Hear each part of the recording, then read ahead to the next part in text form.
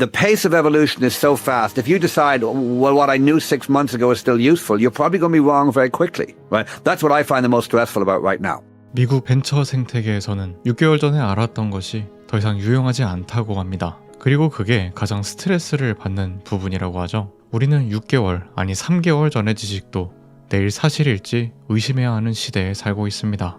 And so I think I could only imagine we don't even need half the VCs we have today for the AI world. Maybe they'll spend the money. The old playbook don't work, and the pace is so fast. Take your coins, take your Nvidia shares, and buy a beach house. Seriously, check out. Check out. It's a good time to check out, guys. 변화 속도는 너무나도 빠릅니다. 과거 벤처 시장에서는 3년, 5년 단위의 변화를 이야기했다면 이제는 분기로, 심지어 한 달 단위로도 판이 바뀝니다. 이런 곳에서 옛날 방식으로는 살아남기 어렵죠. 가장 잘 나가던 세퀘이아도 예외는 아닙니다. 새로운 리더를 도입했죠. 이것의 메시지는 분명합니다. 세퀘이아도 뒤처지고 있었고 이대로는 안 된다는 판단을 내린 것이죠. 지난 10년, 15년 동안 훌륭했던 리더가 앞으로 10년을 이끌 적임자가 아니라는 것입니다. 문제의 본질은 기존 시장의 논리가 무너진 데에 있습니다. 전통적인 방어력은 의미가 사라졌죠.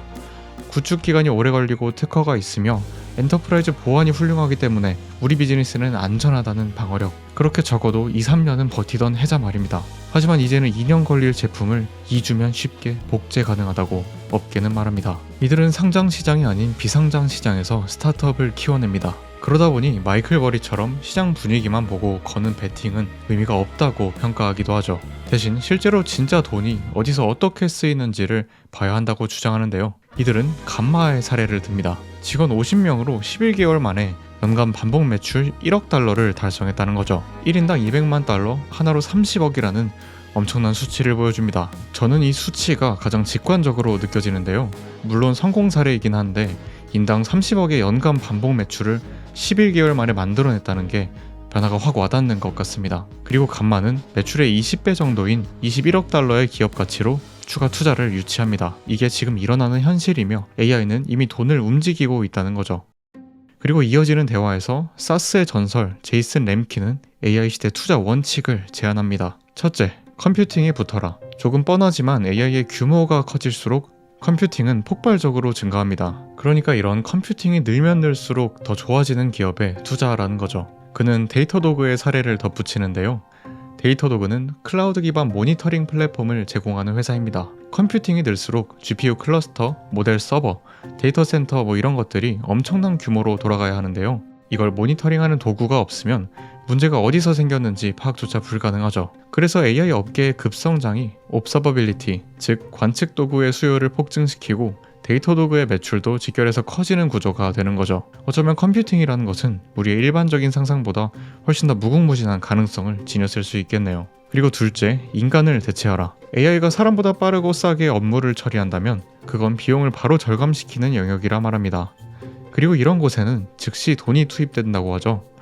어떤 일이든 시간을 절반으로 줄여준다면 기업은 바로 구매할 것이라며 인간을 대체하는 서비스를 제공하는 기업에 투자하라고 조언합니다. 앞선 감마의 사례에서 볼 수 있듯이 지금의 기술을 잘 활용하는 개인의 생산성은 10배, 100배 그 이상으로도 늘어날 수 있으니까 결국 인간 대체는 매우 큰 트렌드가 될 거라고 보는 것 같습니다. 지금의 컴퓨팅만큼이나요. 그리고 세 번째, 대기업을 대체하라. AI를 사용하여 기존 시장의 지배적인 기업을 대규모로 대체하고 그들의 수익을 가져오라는 거죠. 이것이 사실 B2B 소프트웨어의 역사이지만 투자 관점에서는 덜 흥미롭다고 덧붙입니다. 400개의 AI CRM 스타트업이 모두 세일즈포스의 시장 점유율을 가져오려는 상황과 같다고 하죠. 기존 대기업과 힘든 싸움을 벌여야 하기 때문에 앞에 두 전략보다 덜 매력적이라고 합니다. 그걸 하겠다는 스타트업 경쟁자도 많고요. 제레미 램키는 이어서 기존의 AI 도우미 제품이 대부분 실패했다고 지적합니다. 슬랙, 노션, 마소, 구글 모두 조금 편하게 만드는 도구 수준에 그쳤었다고 하죠.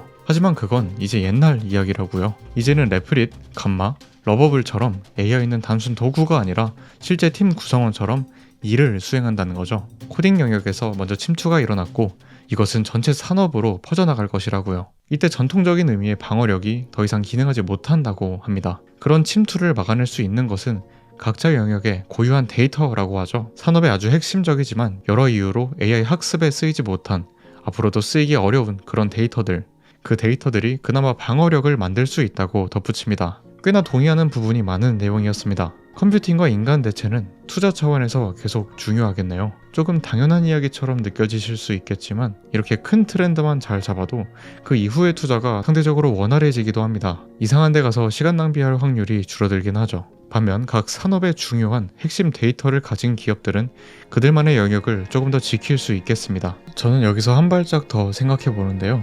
그런 데이터를 가진 기업들이 오히려 누구보다 AI를 잘 활용할 수 있다고 생각합니다. 그 어떤 영역의 자동화라고 하는 것은 시계열을 늘리면 언젠가 일어나겠죠. 그러나 그건 오픈 AI 같은 AI 회사들이 당장은 그 데이터를 사용할 수 없기 때문에 아직 그 사건이 일어나지 않은 게 아닐까요? 다시 말해서 그 영역의 자동화라고 하는 것은 그 데이터를 가진 기업이 가장 잘할 수 있을 겁니다. 그런 의미의 새로운 기회도 있을 수 있겠네요. 멤버십에서는 AI 시대 무엇을 보고 투자해야 할까라는 주제로 제 생각을 정리해보았습니다.